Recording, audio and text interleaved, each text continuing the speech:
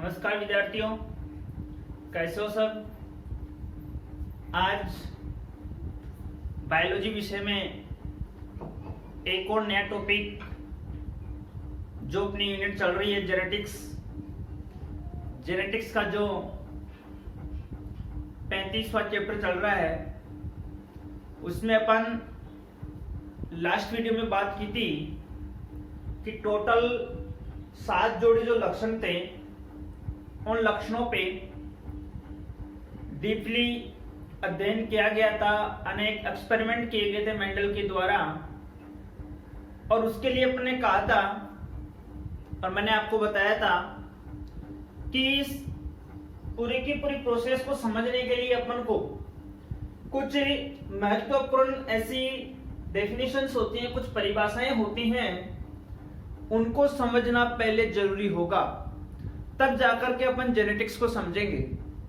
तो उसी क्रम में आज अपन उस शब्दावली में बात कर रहे हैं। नंबर 1 पे जो शब्दावली है वो है युग्म विकल्पी। युग्म विकल्पी यानी अपन जिसको एलिल्स बोलते हैं या एलिलोमॉर्फ बोलते हैं। युग्म विकल्पी क्या है? वैसे यदि अपन इस नाम को तोड़े यहां से, तो यहां अपनी डेफिनेशन निकल के आ जाएगी। युग्म का मतलब कम से कम कहीं ना कहीं एक जोड़ा है, और विकल्प का मतलब एक का दूसरा विकल्प है, एक का दूसरा पर्याय है। तो सीधी सीधी से इसकी डेफिनेशन हो जाएगी कि एक जो कारक है, और उस कारक को आजकल अपन क्या बोल देते हैं, जीन बोल देते हैं। तो एक कारक या जीन के दो विपर्यासी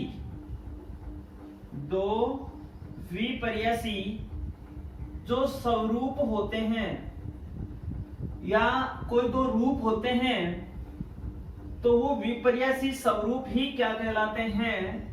युग्म विकल्पी कहलाते हैं। कैसे?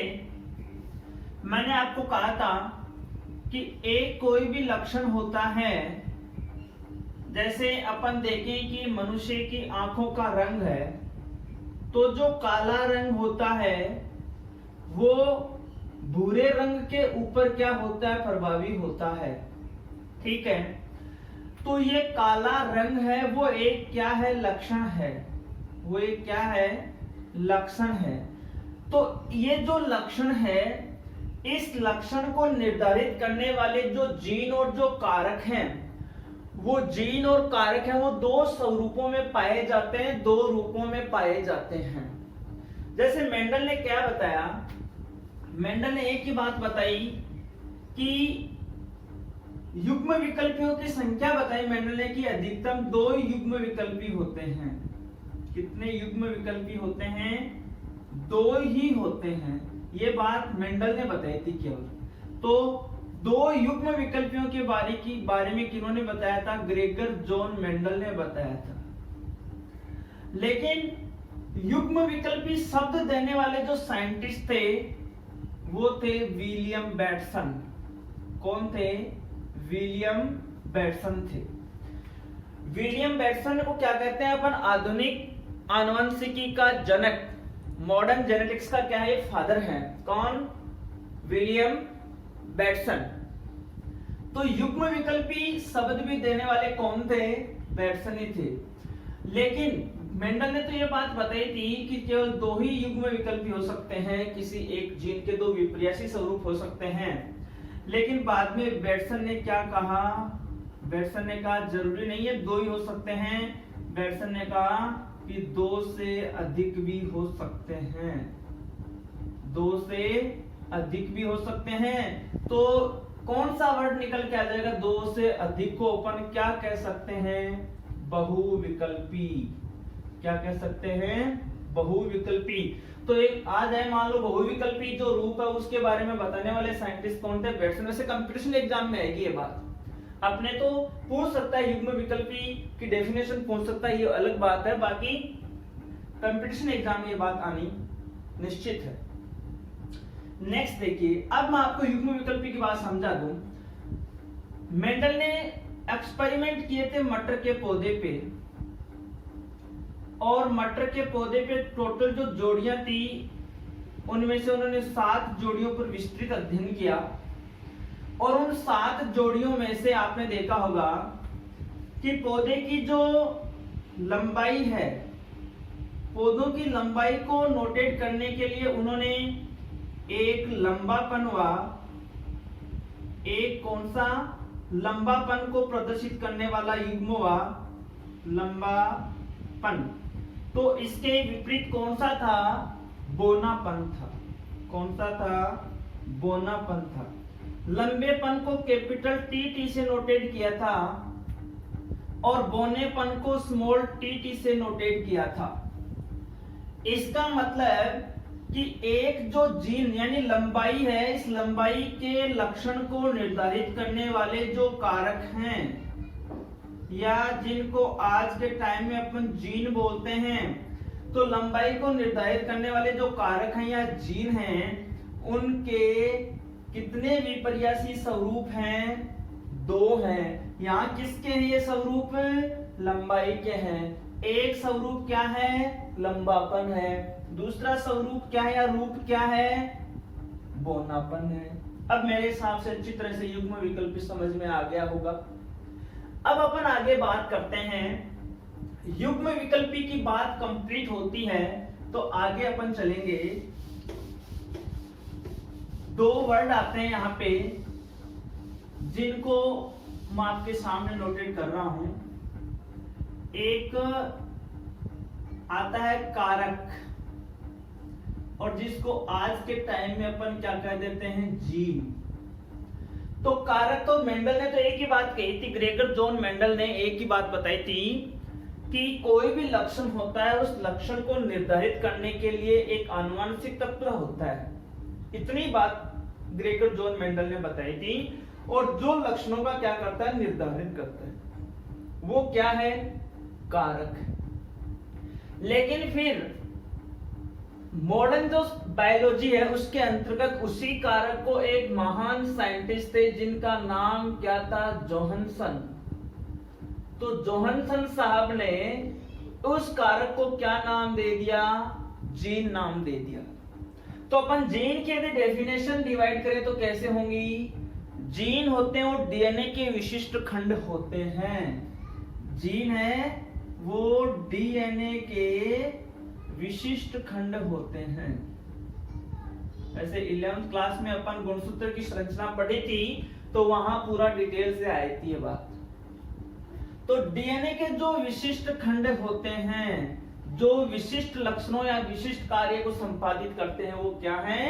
जीन हैं। तो जीन शब्द देने वाले कौन थे? जोहानसन थे। नेक्स्ट देखिए, आपको मैं 2 और डेफिनेशन बताने जा रहा हूं। एक है समयुग्मजी। समयुग्मजी यानी होमोजाइगस। होमोजाइगस। और एक है विषम युग्मजी। दोनों साथ में नोटेट कर रहा हूं मैं आपको। विषम युग्मजी यानी जिसको अपन बोल दें हेटेरोजाइगस। ये क्या है? यहां भी नाम देखिए, सम यानी समान और विषम यानी असमान है। युग्मक और ये भी क्या है? युग्मक। देखिए एक छोटा सा वर्ड मैं यहां साइड में ले रहा हूं, जनक, जिसको आप ये बोल दीजिए जनक पीढ़ी, और अपन उसको नोटेट करते हैं किससे? पी का मतलब, क्योंकि पेरेंट्स होते हैं उनको जनक ही तो कहते हैं, माता पिता को पेरेंट्स ही तो कहते हैं। तो ये जो जनक पीढ़ी है, इस जनक पीढ़ी में जब संकरण होता है, निषेचन होता है, तो संततियां उत्पन्न होती हैं। अब देखिए मैंने आपको एग्जाम्पल यहां मैं बता रहा हूं कि सम यानी समान, युग्मक यानी जब कोई भी जीव है उस जीव के लक्षण प्ररूप, एक वर्ड होता है लक्षण प्ररूप आगे आएगा, और एक वर्ड होता है जीन प्ररूप, यानी इसको फिनोटाइप बोल देते हैं और इसको जीनोटाइप बोल देते हैं। ये जो फिनोटाइप और जीनोटाइप है, लक्षण प्रारूप क्या है अपने, ये मान लीजिए एक्सटर्नल मॉर्फोलॉजी है, मतलब अपनी बाह्य आकारिकी या किसी जीव के लक्षणों की बाह्य आकारिकी, वो क्या है, लक्षण प्रारूप है। जैसे अपन यही तो कहते हैं कि अपन कहते हैं भाई ये आदमी क्या है, लंबा है, या क्या कहते हैं भाई ये आदमी क्या है, बोना है। ये थोड़ी कहते हैं कि बीच का सा है, लंबा ना बोना, ये नहीं कहते हैं ना। अपन क्या कहते हैं भाई या तो आदमी लंबा या बोना, या आदमी मोटा है या आदमी पतला, दो ही तो लक्षण हो गए। ये थोड़ी होगा ये न तो मोटा है न पतला, ये बातें नहीं होती, दो प्रमुख लक्षण हो गए ना मुख्य रूप से। तो लंबा और बोना ये क्या है, बाह्य लक्षण है। तो उसी प्रकार से समयुग्मजी और विषमयुग्मजी की डेफिनेशन क्या हो जाएगी, जो जनक पीढ़ी है, जो पेरेंट्स हैं, इन जनक पीढ़ी में यानी कोई भी जीव है तो उस जीव के लक्षण प्रारूप के लिए उत्तरदायी, लक्षण प्रारूप के लिए उत्तरदायी युग्म विकल्पी यानी एलिल्स समान रूप में हो तो वो तो क्या कहलाएगा, समयुग्मजी। और जब किसी जीव के लक्षण प्रारूप के लिए उत्तरदायी जो भी युग्म विकल्पी हैं, किसी जीव के जो दो प्रारूप हैं, वो यदि असमान हो तो वो क्या होगा, विषमयुग्मजी होगा।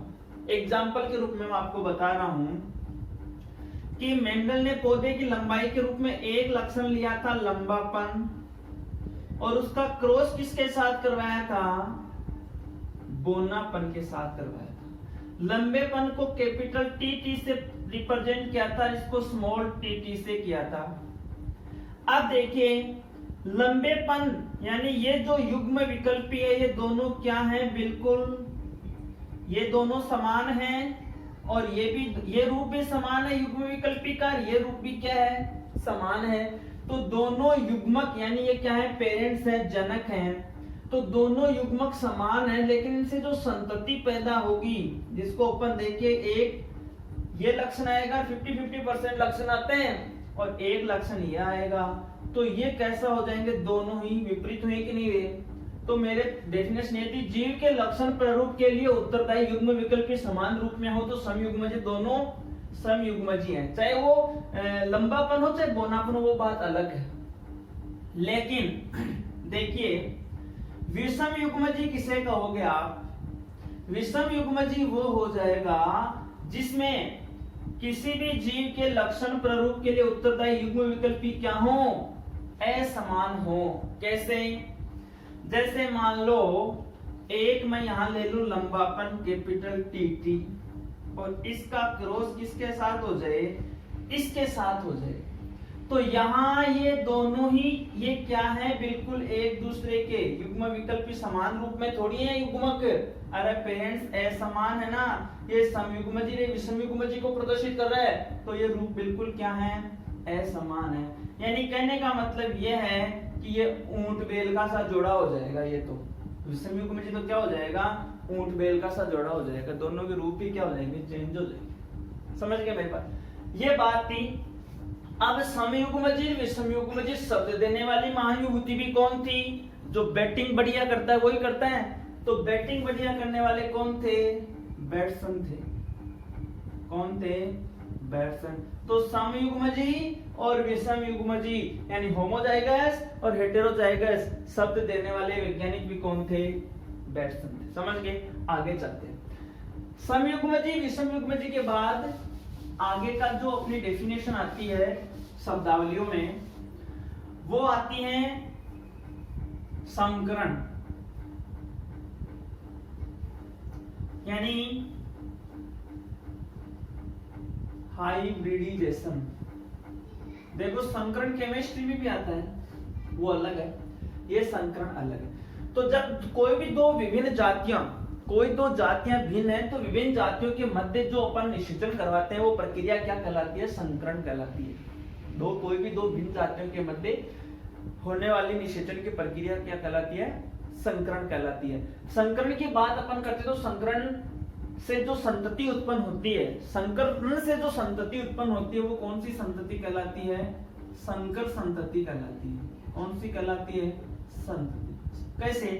अरे अभी अपन बारिश होगी तो बाजरा बोएंगे, तो एक बाजरा तो कौन सा है? देसी, और एक बाजरा कौन सा है?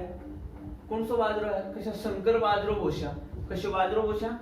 अरे संकर बाजरा बोएंगे कि नहीं बोएंगे? तो एक देसी बाजरा और एक संकर बाजरा है।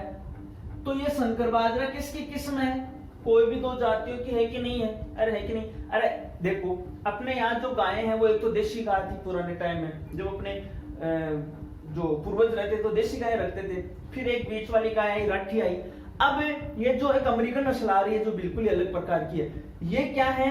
दो विभिन्न गायों की नस्ल, दो विभिन्न या भिन्न भिन्न गायों की नस्लों से उत्पन्न संतति है। तो वो कौन सी संतति कहलाती है? संकर संतति कहलाती है। तभी तो अपन कहते हैं ना कि बाजरा ले हाइब्रिड बाजरो लेके आशा। कौन सा बाजरा लेके आते हैं? हाइब्रिड। मूंगफली कौन सी बुआई करते हैं? हाइब्रिड। तो इसे संकर को अपन क्या कहते हैं भाई? हाइब्रिड कहते थे। समझ गए मेरी बात?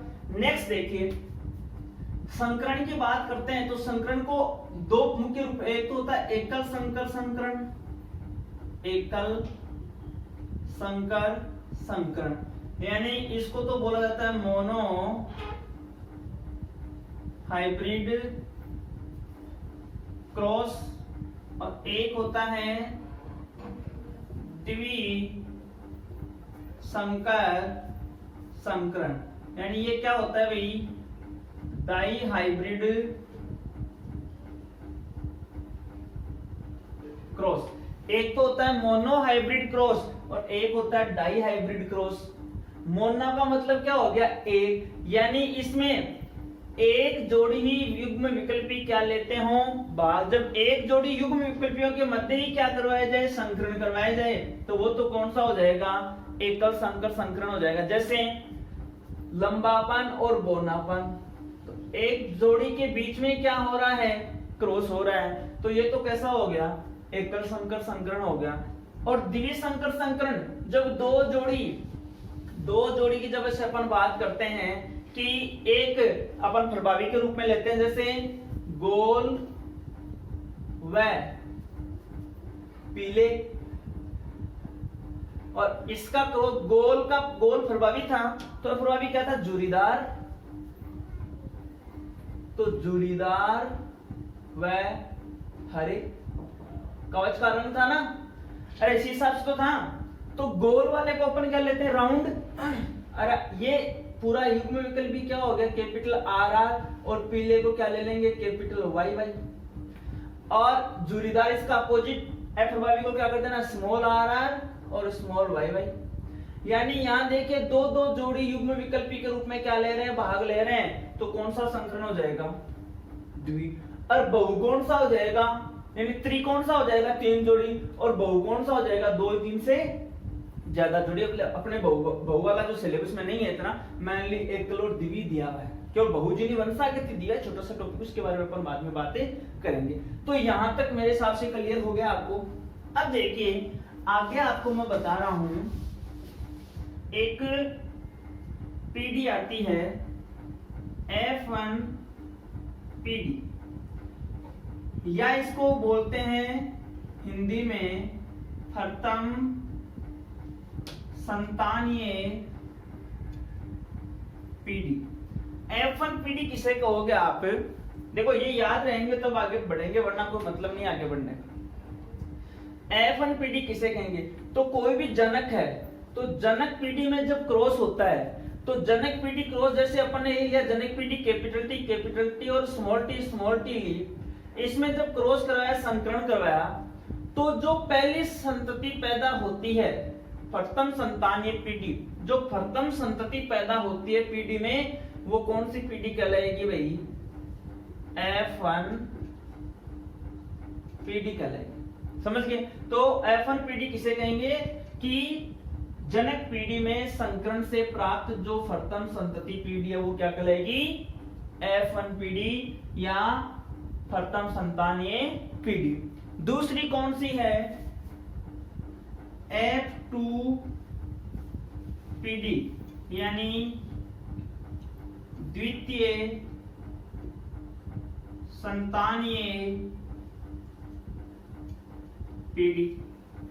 ठीक है, द्वितीय संतानीय पीढ़ी की बात अपन करते हैं तो जब F1 पीढ़ी के में जो भी अपन को संतति या जो लक्षण अपन को प्राप्त हैं तो F1 पीढ़ी में स्वपरागण की क्रिया के द्वारा, मतलब इसी का इसी से, यानी F1 पीढ़ी में स्वपरागण यानी विषम युग्मजी का विषम युग्मजी से या कैपिटल टी स्मॉल टी का कैपिटल टी स्मॉल टी से जब अपन क्या करवाते हैं, क्रॉस करवाते हैं तो वो कौन सी पीढ़ी प्राप्त होगी, F2 पीढ़ी प्राप्त होगी। कौन सी पीढ़ी प्राप्त होगी, F2 पीढ़ी प्राप्त होगी। समझ गए मेरी बात? तो ये थी F1 पीढ़ी और F2 पीढ़ी। ठीक है, बाकी इसकी कुछ अपने डेफिनेशंस हैं वो अच्छा एक और बता दूंगा आपको। एक लक्षण होता है प्रभावी लक्षण, प्रभावी लक्षण, और इसी के साथ एक लक्षण कौन सा होता है, अप्रभावी लक्षण। इसको अपन क्या बोलते हैं, डोमिनेंट ट्रेट्स, और ये क्या हो जाएगा, रिसेसिव ट्रेट्स। प्रभावी किसे कहेंगे कि वह लक्षण या जो F1 पीढ़ी में दिखाई देता है वो तो क्या कहलाएगा, प्रभावी लक्षण, और जो F1 पीढ़ी में छुपा हुआ रहता है वो क्या कहलाएगा, अप्रभावी लक्षण। देखिए यहाँ कैपिटल टी है तो इसको अपन क्या बोले, तो क्या शुद्ध लंबा है, ये शुद्ध बोना है तो यहाँ अपन क्या बोलेंगे, अशुद्ध लंबा, लेकिन लंबा तो है ना, तो इसका मतलब यहाँ प्रभावी लक्षण कौन सा है, लंबापन है, और अप्रभावी कौन सा है, बोनापन है। इसका मतलब जो F1 पीढ़ी में दिखाई दे जाता है लक्षण या प्रकट होता है वो कहलाता है प्रभावी लक्षण, और जो F1 पीढ़ी में दिखाई नहीं देता है, जो छुपा हुआ रहता है वो कौन सा होता है, अप्रभावी लक्षण। बाकी अपन बात करेंगे नेक्स्ट वीडियो के अंतर्गत।